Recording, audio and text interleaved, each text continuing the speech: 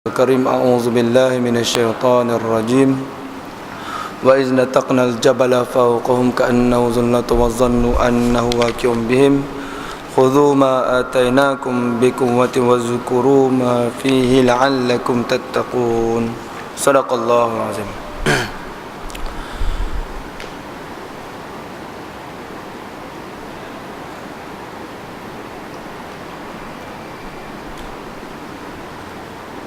Dah on ke? Tuan-tuan, perempuan yang dikasihi sekalian, alhamdulillah, marilah kita sama-sama panjatkan kesyukuran kita kehadap Allah SWT dengan limpah kurnianya. Sebentar tadi kita dapat menunaikan solat fardu maghrib secara berjamaah, dan insyaAllah selepas ini kita akan dapat sama-sama bincang sedikit sebanyak berkaitan dengan ilmu-ilmu yang mungkin kita tak perasan dia ialah merupakan ilmu Islam. Tok Imam sihat lah. Tok Imam dalam wad ke rumah sebelah, boleh lah nanti kita Alustar balik sana, balik kampung lah. Tengok tuan-tuan, kita tak tahu sebenarnya kejap sakit kejap elok kan. Yang sakit ni bukan semestinya orang tua. Kalau orang tua hospital tu dia tulis klinik kanak-kanak mesti kecil lah kan. Kanak-kanak apa penyakit orang dewasa mesti kecil, tapi dia sama aja. Kalau ada 3 blok tu, blok kanak-kanak, blok orang tua, blok orang muda, sama aja. Apabila sampai ajalnya, sampailah ia. Kan, selagi panjang usianya, panjanglah dia. Baik tuan-tuan, siapa yang ada kitab boleh buka lah muka surat 211. Kita sambung pada malam ini pasal berat badan, iaitu yang tajuk yang kedua ni, mengurangkan berat badan. Kalau minggu sebelum ni tambah berat badan, kurus nak tambah berat badan, itu minggu sebelum ni. Apa hukum dia?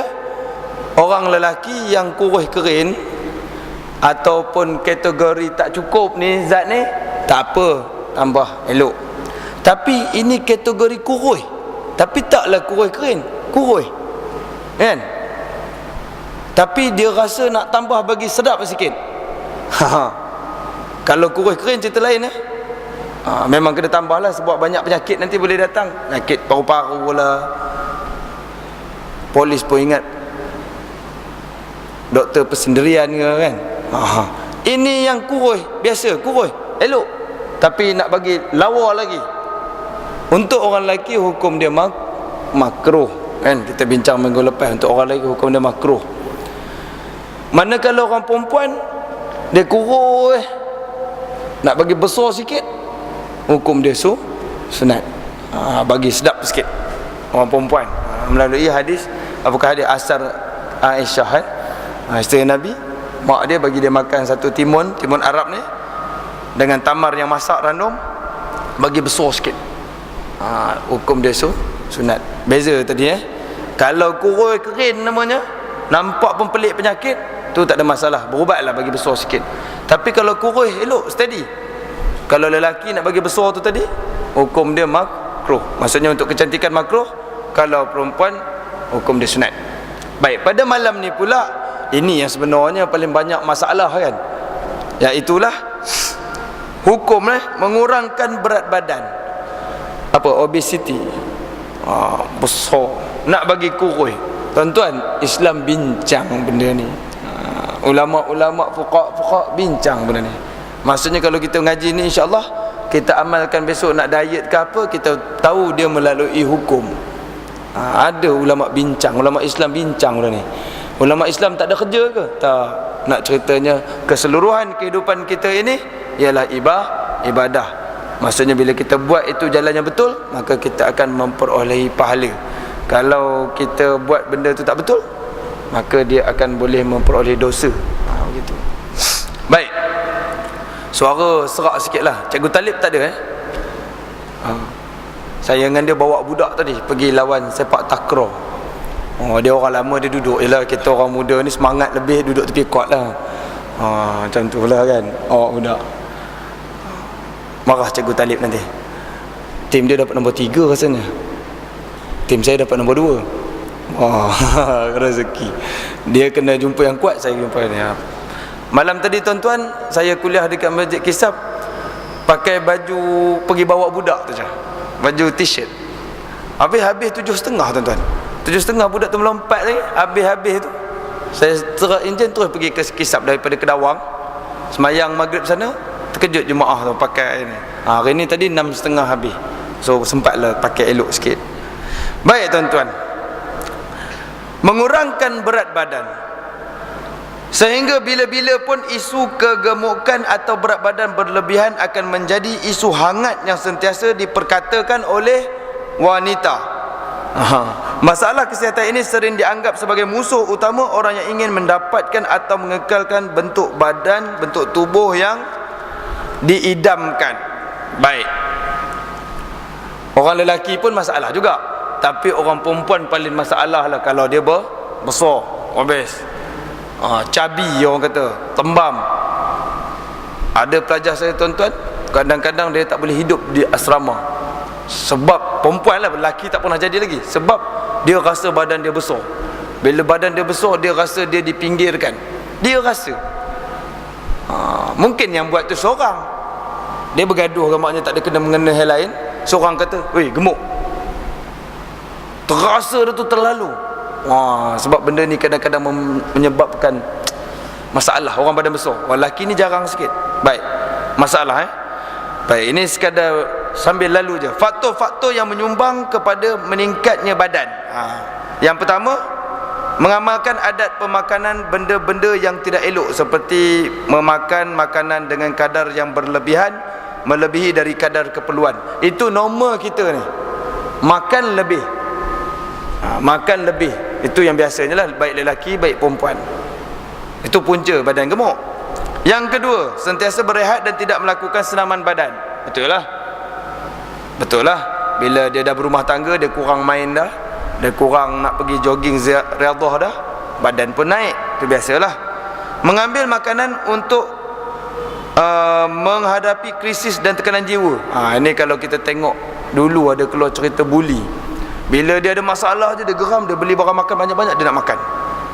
Ini betul, orang kaji punca badan gemuk. Dia tak suka makan banyak, tapi bila dia ada masalah, dia nak makan je kerja.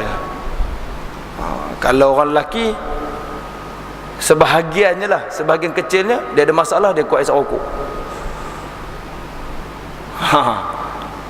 Betul. Bila tanya pada orang merokok, macam tu lah. Saya Ustaz, kalau saya buat kerja Ustaz, lagi sedap. Kalau tengah buat kerja lagi sedap. Biasanya lah. Tapi kalau ada orang makan, ini cerita yang nak jebak gemuk ni, makan. Baik, ada juga sebabnya usia yang lanjut serta meningkatnya hormon di samping tidak melakukan senaman serta mengambil makanan yang banyak. Dan termasuk juga penyakit radang pada sel-sel badan yang dikenali sebagai penyakit berlemak. Ada penyakit lemak. Okey. Faktor-faktor obesiti pula. Baik, badan ni ada dua bentuk ulama-ulama duk kaji ni. Badan manusia ni, lebih-lebih lagi perempuan lah, dia ada dua bentuk. Satu bentuk apple, buah apple. Satu lagi bentuk buah pir. Pernah tengok tak buah pir? Saya rasa macam buah pear tu kan, di atasnya kecil, di bawahnya besar. Okey, dua bentuk. Apple ni lemak yang banyak pada perut. Bulat, cantik aja. Pir ni baik, apple bulat kan, jadi badan orang yang lemak banyak, perut buncit ni, buah apple. Comel lah buah apple. Kalau yang satu lagi buah pir ni, dia bentuk dia rupa ni tuan-tuan. Tuan-tuan bayangkan, kecil bawah besar, iaitu lemak yang banyak di bahagian pinggul ni ke peha. Badan kecil je, tapi dia punya punggung ni besar, peha besar, kaki besar, banyak lemak kat badan ni tu. Itu buah pir. Baik. Selain dua kategori ini, individu terbabit mungkin mengalami masalah longgokan lemak pada peha, bawah lengan, bawah dagu ni, bahu dan juga betis. Ini dia cerita dulu ya. Baik, di antara punca-punca lagi orang gemuk ialah persekitaran ya. Lepas tu kehamilan, lepas tu psikologi. Bukan ini yang kita nak bincang, tapi ini nak bagi nampak je dah sikit. Kemudian penyakit-penyakit endokrin dan motor balik. Implikasi obesiti Baik, golongan ini berisiko tinggi mendapat hipertensi, diabetes, kencing manis, sakit strok. Masalah sosial pula, masyarakat pandang pelik kat mereka ni, bau badan pun busuk. Penampilan mereka sering dijadikan bahan ejekan. Kesannya mereka enggan keluar rumah dan mengalami masalah rendah diri yang keterlaluan. Nak dapat kerja pun susah. Kerja-kerja yang guna fizikal dah tak boleh dah. Pergi temu duga nampak gemuk sikit tak boleh. Nak jadi bomber tuan-tuan, dia ada satu tali, dia ada satu angkat berat. Kalau nak temu duga nak jadi bomber, mesti boleh panjat tali dan mesti boleh angkat berat. Mungkin orang kurus senang panjat tali tapi tak larat angkat berat. Kalau orang gemuk mungkin dia senang angkat berat tapi dia tak boleh panjat tali. Dia ada dua. Maksudnya badan gemuk ni ada masalah sikit. Siapa sini bomber tu? Betul bang? Betul ya? Temu duga bomber yang pertama betul? Dia sediakan satu benda angkat, satu lagi panjat tali kan? Saya tahu lah sikit-sikit. Sebab dulu saya hampir nak pergi jugalah temu duga bomber sebab abang saya bomber. Tidak ada crown lah. Baik, itu punca dia. Baik, kaedah rawatan ini yang kita nak bincang jugalah. Baik, kaedah rawatan ada dua orang gemuk ni tuan-tuan ada dua. Macam jual ubat pula malam ni lah. Saya tak ada jual ubat kurus, tapi saya dah bagi tahu hukum je nanti. Ada dua kaedah rawatan orang yang gemuk nak bagi kurus. Yang pertama, mengawal pemakanan. Maksudnya makan sikit-sikit ni tadilah ya. Yang kedua, menjalankan pembedahan. Nak bagi kurus ni senang je, buat pembedahan. Baik tuan-tuan, kita baca sikit Baik. Hukum mengurangkan berat badan. Yang pertama tadi melalui pemakanan, kawal makan. Yang kedua melalui pembedahan. Baik. Apakah hukum mengurangkan berat badan? Baik. Cara yang pertama tadi, jaga makan. Nak gemuk dah ni, nak jaga makan kan? Apa hukum dia tuan-tuan? Baik.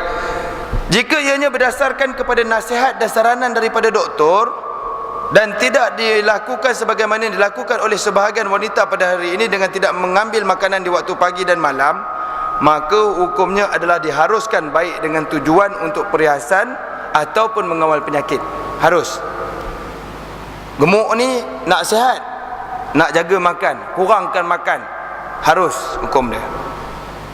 Buruk benar, sihat-sihat tapi buruk rupanya, gemuk, harus hukum dia, kawal makan kamu. Nampak ya? Tapi dengan syarat di dalam kitab Fatwa Al-Khindir Khan disebut, jika dia lapar dan tidak makan dalam keadaan ianya mampu untuk makan, maka dia berdosa juga. Maksudnya begini tuan-tuan, lapar sangat tapi pasalkan nak kurus ni tadi, sehingga dia menyeksa diri dia. Orang perempuan yang tekanan tadi, sampai dia makan dia muntahkan balik, perut dia lapar, makan muntahkan balik, dia berdosa juga kalau begitu ya? Sebagai ulama kata. Tapi untuk kawal makanan yang biasa, maka hukumnya diharuskan. Baik. Islam menggalakkan umatnya agar mengurangkan pengambilan makanan serta tidak membazir dalam makan dan minum. Oleh yang demikian, tidak mengapa jika seseorang itu mengambil ubatan tuan-tuan. Ubat pun boleh ambil. Maksudnya dari segi bukan pembedahan yang kita bincang ni, pasal makan. Ubat ni kenapa? Dia mengurangkan sikit nafsu makan. Di antara ubat yang jenis saya pernah tanya jugalah kan, bila makan tu tekak tu rasa pahit sikit, jadi dia kurang selera makan. Dia makan sikit je, dia dah tak larat nak makan banyak. Jadi dibenarkan tuan-tuan. Pasal dia gemuk kan, badan dia gemuk, dia nak kurus, ada satu pil tu bila dia makan, dia tak ada apa, pil tu bukan masalah apa, dia bagi tekak tu rasa loya sikit. Bila loya kan tak larat makan, kita demam kan, bila tekak pahit lah, tak ada selera nak makan. Kadang-kadang untuk orang yang badan besar tak ada selera nak makan ni bagus. Betul tak? Yang masalah orang yang gangguan jiwa, tak selera nak makan, tu sakit. Tapi kalau memang dia tak ada selera tu sebab badan dia besar nak bagi sihat, tu tak ada masalah. Boleh tuan-tuan makan ubat yang macam tadi itulah. Bukan ubat yang merosakkan buah pinggang. Ada kan ubat-ubat kurus, teh daripada Cina kebanyakannya. Hati-hati tuan-tuan, perempuan siapa yang nak kurus tu, banyak saya baca dalam surat khabar lah, dia mati, dia makan teh daripada herba-herba daripada Cina ni, dia makan memang dia kurus mendadak-mendadak. Rupanya cek-cek dia kena penyakit buah pinggang, dia rosak ke sistem badan tu, memang kurus lah budak ni. Tapi dia membawa kepada kemudaratan. Tu tak ada. Ni cerita pil-pil yang memang nak bagi kurus ni, hilang selera makan tu tadi. Tu satu Baik.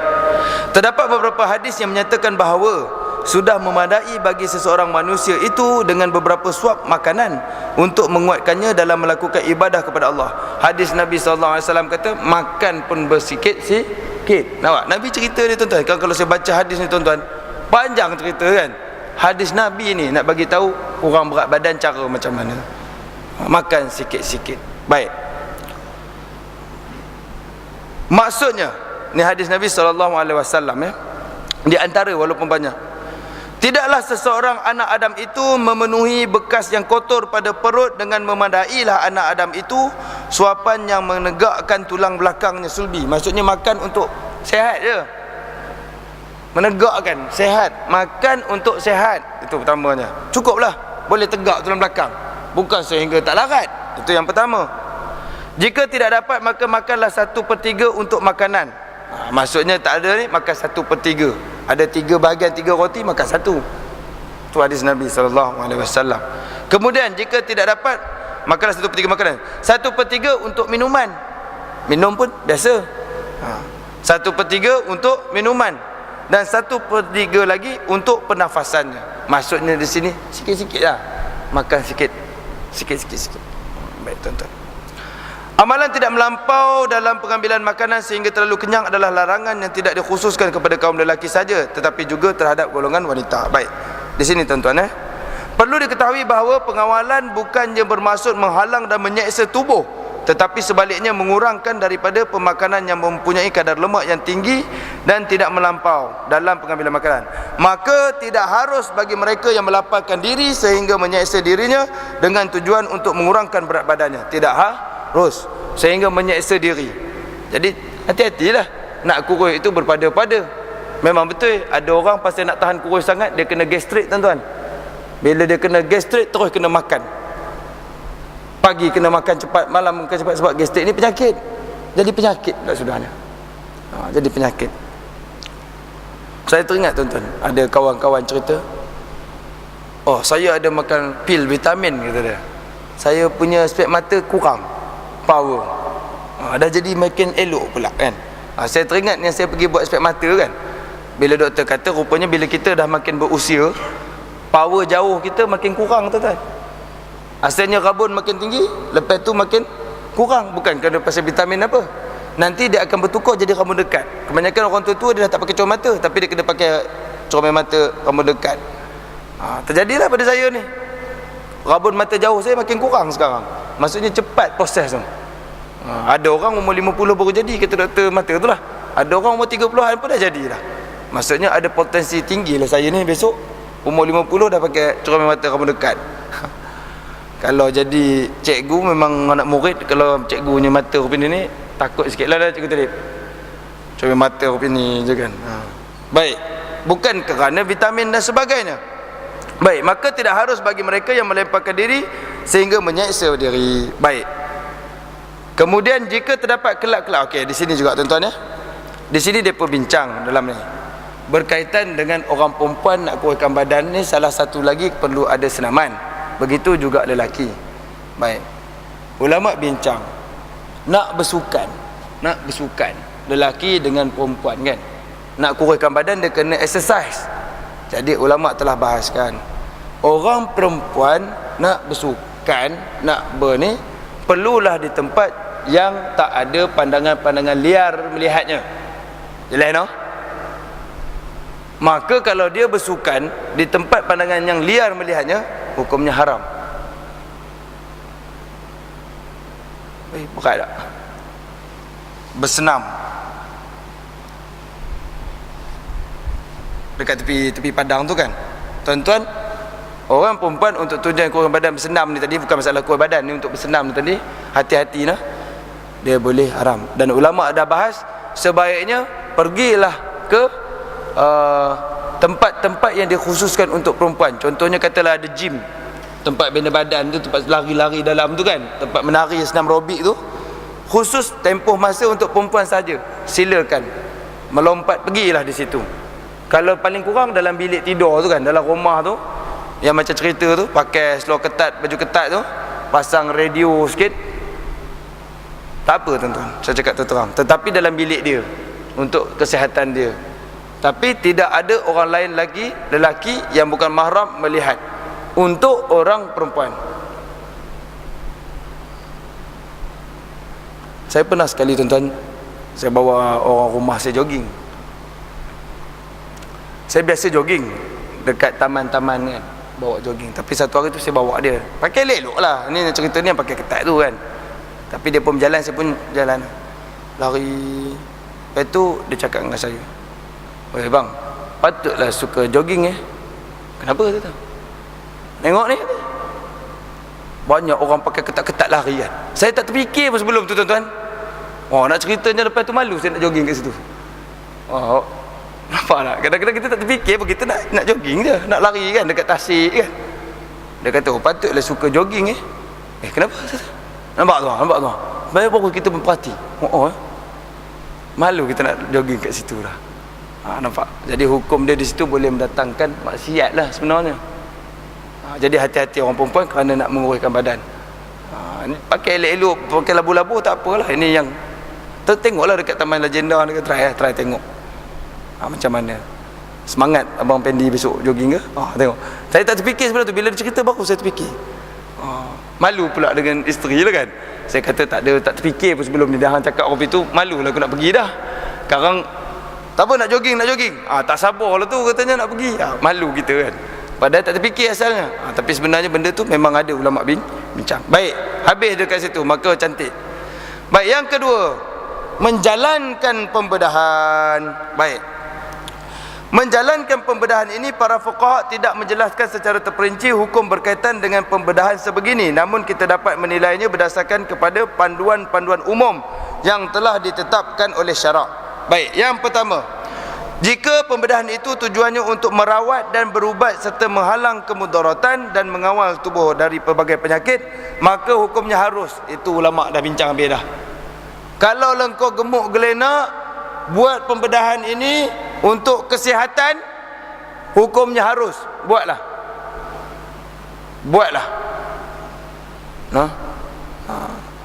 Macam mana cara pembedahan ni? Ada macam-macam tuan-tuan. Apa dia? Yang pertama, dia buat pembedahan rahang jadi mulut tak boleh buka besar, hanya boleh buka kecil. Saya cakap betul ni pembedahan. Bila nak makan, bukanya kecil, jadi kena kecil je. Bila kecil, dia takkan masuk banyak. Itu satu. Yang kedua, dia potong sedikit bahagian usus tempat simpan makanan tu. Pembedahan tuan-tuan. Besar ini katanya tempat simpan makan, kita makan ayam tu, dia buat pembedahan, dia kecil kan. Tuan-tuan jangan silap faham saya kata pembedahan tu bedah badan, itu nanti kita bincang sikit.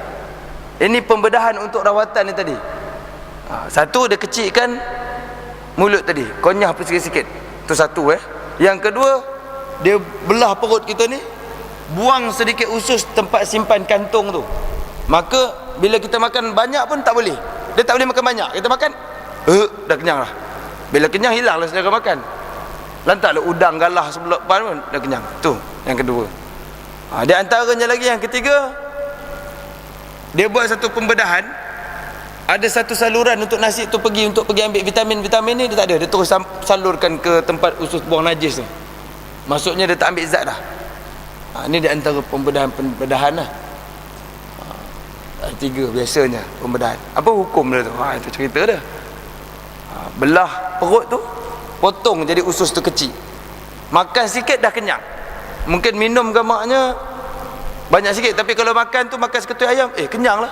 Kau boleh makan 2 ketui. Perut aku ususnya besar lagi. Perut kamu dah dibuat supaya apa? Kerana gemuk ni boleh mendatangkan darah tinggi, diabetes, segala-galanya ni. Kerana kesihatan hukumnya harus. Ulama ittifaq harus. Baik. Jika tujuannya dengan niat untuk perhiasan dan mencantikkan anggotanya, maka tidak diharuskan. Tuan-tuan kena faham bukan diharamkan, tetapi tidak diharuskan. Buat pembedahan tadi tu tujuan nak cantik, gemuk, sehat, okey, tapi tak handsome. Doktor pun kata, awak bagi 10,000, kita buat satu pembedahan, kita kecilkan usus tu Sikit lah, kita tembak sikit, kecil kat usus tu contohnya. Jadi elok lah, elok. Tak ada mudarat mana? Tak ada. Maka tidak diharuskan, tapi bukan sampai diharamkan. Kerana apa? Kerana apa? Nanti kita jumpa nanti. Nanti kita jumpa sikit Baik. Melakukannya kerana ianya memberi kesan yang sakit pada badan. Pasal tidak diharuskan tadi, sebabnya dia boleh menyebabkan kesakitan pada badan lah. Dan benda-benda itu kerana kecantikan, bukan kerana keperluan darurat tu tadi. Lainlah kalau memang penyakit. Baik. Dengan demikian contohilah sunnah Nabi SAW Sebab apa? Wa ma yantiqul anil hawa in huwa illa wahyun yuha. Maksudnya, dan dia Nabi Muhammad tidak memperkatakan sesuatu yang berhubung dengan agama Islam menurut kemahuannya dan pendapatnya sendiri. Segala yang perkatakannya itu, sama ada Al-Quran atau hadis, tidak lain melainkan wahyu daripada Tuhan. Maksudnya Nabi kata bersederhanalah kamu waktu makan. Itu jawapan dia. Ikutlah sunnah Nabi, makanlah berpada-pada. Kalau ada 3 bahagian itu, makan 1 bahagian saja. Cukuplah untuk menegakkan tulang belakang kamu ni. Maksudnya boleh bekerja. Itu sunnah Nabi. Sihatlah kita. Itu cara yang terbaik. Baik. Adapun jika ingin meninggalkan lebihan lemak berkenaan dengan niat untuk menguruskan dan mengubah kepada bentuk badan yang normal, ianya diharuskan dengan 2 syarat. Baik. Tiada cara lain yang boleh dilakukan melainkan dengan cara tersebut saja, tidak memberi kesan kepada mudarat yang lebih besar. Baik, macam ni tuan-tuan Pasal apa saya kata tadi tidak diharamkan? Kerana diharuskan saja. Yang pertama, kaedah ini ialah kaedah baru yang ada. Tidak pernah lagi dibahaskan secara mutlak oleh ulama-ulama terdahulu. Itu yang pertama Baik. Yang kedua pula dia kata, dah tak ada cara lain dah untuk kuruskan badan ni tadi. Doktor kata tak ada cara lain dah. Kamu memang perlukan nak kurus, memang kopi tu je. Sekarang untuk cantik, tapi nanti akan bertambah teruk. Tu yang kedua lah. Dan yang ketiga, tidak memberi kesan kemudaratan yang lebih besar. Itu syarat dia. Maksudnya kalau kau bedah ni membawa kemudaratan yang lebih besar, hukumnya haram untuk bagi kurus ni tadi Baik. Itu bab yang tadi tu tuan-tuan.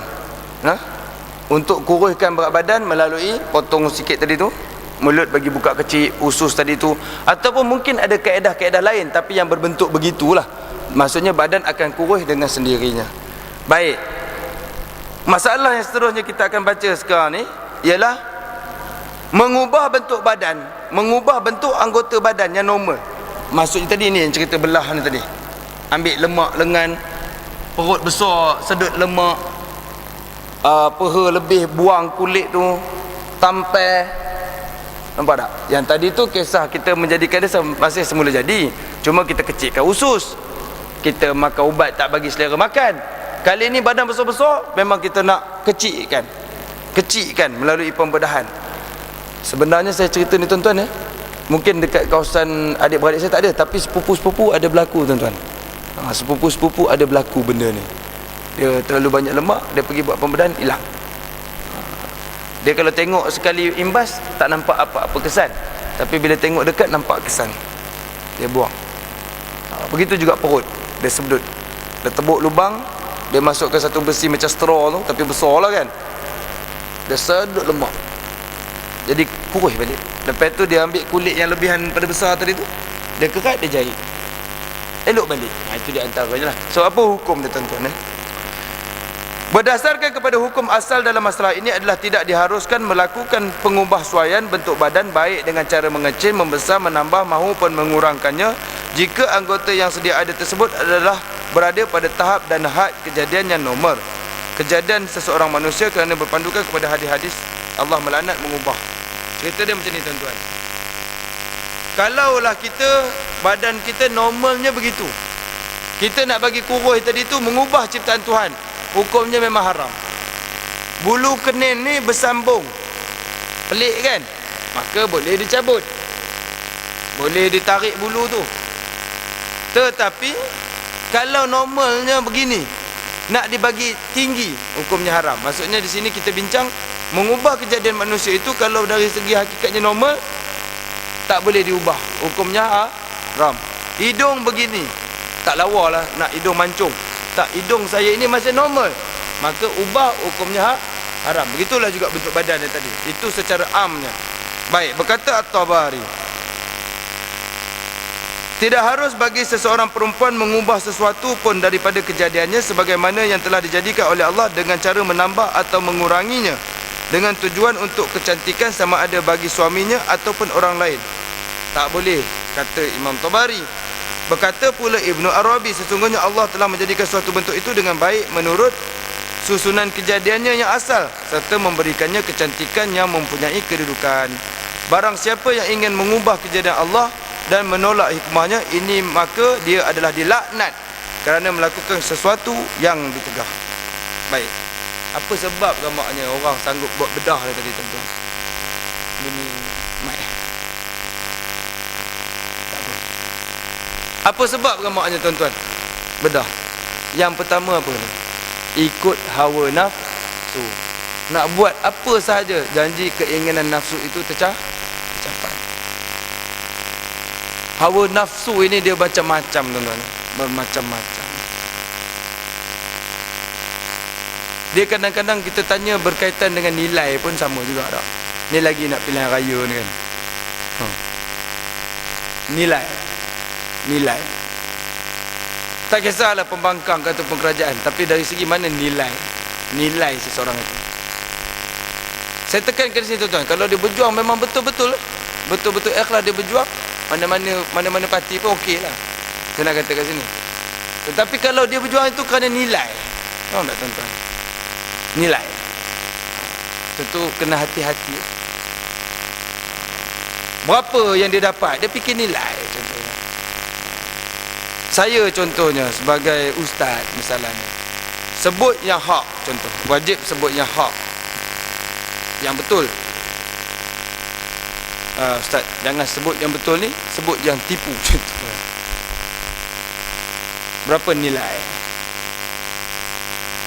Nilai berapa maksudnya? 10,000? 20,000? Ataupun naik pangkat ke? DG 41 ke 44 ke? 48 ke? 52 ke? 54 ke? Mengikut hawa nafsu lah kalau kita terima tu. Dan perkara ini jangan main-main. Benda ini bukan orang kata susah sangat, terlalu mudah. Nilai itu juga tuan-tuan. Banyak. Jangan kita cakap lah. Memang kita boleh kutuk, tapi jangan kita cakap sebab benda tu tak berlaku mungkin pada diri kita. Mungkin tak berlaku pada diri kita. Kalau kena kat diri kita, belum tentu lagi tuan-tuan. Mana-mana parti pun. Inilah kan. Ada orang masuk ni sebab apa gambarnya? Kalau betul-betul dia berjuang tu no problem lah. No problem lah. Ideologi masing-masing. Tapi dari segi tadi tu, dari segi nilai dia. Mengikut hawa nafsu. Baik, syok apa? Buat macam ni je, contohnya naik pangkat. Buat macam ni je terus jadi kaya-kaya, contohnya. Buat macam ni terus jadi ni. Kena hati-hati. Dan orang kadang-kadang sanggup berkorban benda ni tuan-tuan. Sanggup berhenti kerja, masuk pilihan raya contohnya, berkorban. Mungkin 50-50 nak menang ni, tapi korban, contohlah. Ada orang tahu nak menang, tak kisahlah. Dia macam-macam nilai. Jadi orang sanggup belah badan ni pun pertama kerana mengikut hawa nafsu. Nak sangat cantik ni, nak sangat cantik. Saya teringat cerita Piramli, si bongkok tu yang dia jadi toyol, orang minyak. Cerita Piramli, siapa tuan-tuan dah tengok tak? Pakcik-pakcik dah tengok lah kan, yang jadi orang minyak tu. Dia kan bongkok, mukanya teruk, cacat kan. Tiba-tiba dia minta bagaimana ke nak menjadi cantik bila dia pergi ke alam bunian tu kan. Saya tengok cerita tu macam cerita lawak sikit, sebab kitab bunian pun ada isteri kandungan. Kan? Kalau tuan-tuan ingatlah cerita tu. Dia masuk dekat alam bunian tu, ketua bunian tu tanya, apa permintaan kau? Bagaimana nak menjadi cantik? Ada buku kan. Jadi dia pun buka buku tu, dia pergi buka dekat bahagian muka surat. Muka surat, bagaimana nak cara menjadi cantik? Terus dia buka muka surat tu. Lepas dia buka muka surat tu, mandilah kamu dekat apa namanya, air bahtera Nabi Allah Nuh alaihissalam. Dia pun pergi dalam cerita Piramli ni lah, cerita dia pun pergi mandi nyelam, terus hilang, tak ada jenggot-jenggot, terus jadi cantik kan. Pasal hawa nafsu tu juga dalam cerita Piramli tu, dia terus sanggup buat benda-benda yang pelik. Tu manusia lah. Tidak tuan-tuan berani ke orang-orang perempuan ke orang-orang lelaki ke nak pergi jumpa tok bomoh benda-benda haram, nak pakai susuk? Itu semua di antara sebab-sebab hawa nafsu, pakai susuk. mengikut hawa nafsu tanpa memikirkan apakah yang berlaku, hukumnya haram ke tidak. Baik, itu yang pertama tuan-tuan. Yang kedua, penipuan dan pembohongan supaya kelihatan lebih muda dan bergaya untuk memikat seseorang atau tujuan tertentu yang lain. Buat juga pembedahan sebab nak nampak lebih cantik, lebih muda. Penipuan, dah tua tarik kulit jadi muda. Penipuan yang kita baca dulu kan sebelum ni, rambut kita tak boleh hitamkan melainkan waktu perang. Kalau kita jadi askar, boleh kita rambut yang putih kita hitamkan waktu tu je, waktu lain hukumnya haram. Tapi warnakanlah, Nabi kata, dengan bil inak, dengan inai, supaya dapat pahala. Sebab Nabi tak suka tengok rambut putih penuh, sebab dia kata itu menyerupai orang golongan Nasrani dan Yahudi. Rambut putih penuh tu, yang macam kita punya hakim pakai dulu tu kan, apa Yahudi dengan Nasrani kata dia. Baik, masalah tuan-tuan. Baik, masalah. Pada zaman yang begitu pesat membangun dengan pelbagai teknologi ini, lahir pelbagai perkara yang direka cipta oleh manusia bertujuan untuk mengubah bentuk badan yang telah normal sebagaimana yang telah diciptakan oleh Allah SWT. Antaranya ialah dengan membesar dan mengecilkan buah dada, serta membesar dan memanjangkan zakar dan sebagainya. Ni yang realiti sekarang ni manusia, di antara benda-benda yang terbanyak dibuat. Baik, para fuqaha telah menjelaskan bahawa hukum mengubah suai anggota badan yang sudah normal adalah haram hukumnya, baik melalui cara pembedahan dengan meletakkan cecair silikon atau sebagainya, ataupun dengan menggunakan pil-pil tertentu, ataupun melalui penggunaan alat-alat seperti pump vacuum dan sebagainya. Ulama berdalilkan dengan hujah yang telah dijelaskan dalam peraturan-peraturan am kecantikan yang perlu dipatuhi. Antaranya yang pertama apa dia? Tiada unsur-unsur mengubah ciptaan Allah. Pertama. Yang kedua, mempunyai keperluan yang sangat berbuat demikian. Yang ketiga, tidak menyerupai dan meniru golongan kafir dan fasik dan seterusnya, serta tidak membawa kemudaratan pada tubuh. Kemaluan kecil nak besarkan, itu asal memang normal orang Asia tak besar rupa orang putih contohnya. Ini di antara realiti yang berlaku sekarang ni. Normal orang putih kecil-kecil tempat susuannya. Arab-Arab besar-besar tuan-tuan. Arab-Arab besar. Tuan-tuan pergi tanya orang-orang yang belajar dekat Arab. Betul tak ada maklung-maklung ni besar helmet tu tuan-tuan. Helmet, topi keledar. Cuba tanya orang pergi mengaji-ngaji Arab. Maklung-maklung ni maksudnya kebanyakan mereka ini satu peminta sedekah, satu lagi yang jual sayur dekat pasar. Especially pergi tanya orang Mesir lah, sebab saya realiti hidup saya di situ. Besar-besar, dia tak payah buat pembedahan-pembedahan ni. Memang besar-besar, budak-budak sekolah rendah pun besar-besar. Dan bila kita belajar tuan-tuan, patutlah budaya Arab ini dia ada ibu susuan. Sebab dia memang boleh tampung banyak, dia boleh nyusu 2-3 orang. Itu memang budaya Arab. Besar-besar. Orang putih kecil-kecil. Melayu ni sedang-sedang je. Itu hakikat dia begitu tuan-tuan. Hakikat dia begitu. Maka ulama kata benda yang semula jadi haram kita ubah. Haram kita ubah semula jadi. Ini yang realiti lah paling banyak sekali berlaku sekarang. Dan doktor-doktor pakar pun dah bagi tahu tuan-tuan. Dia bagi tahu kat sini apa? Pakar-pakar kesihatan menjelaskan bahawa kepuasan seks bukannya dinilai dan terletak pada saiz zakar atau buah dada seseorang. Bukan itu sebenarnya. Sebelum saya datang sini tadi tuan-tuan, saya pun study balik. Habis apakah sebenarnya kepuasan tu? Bila dia kata bukan saiz, saya study. Tuan-tuan pernah study ni? Dan bila kita nak baca ni, saya pun belajar tadi. Apa dia sebenarnya? Jawapannya tuan-tuan, bukan besar, bukan kecil. Ni, apa dah? Faham ke tuan-tuan? Kalau pegang span tu dia lembut kan, kayu tu. Itu katanya.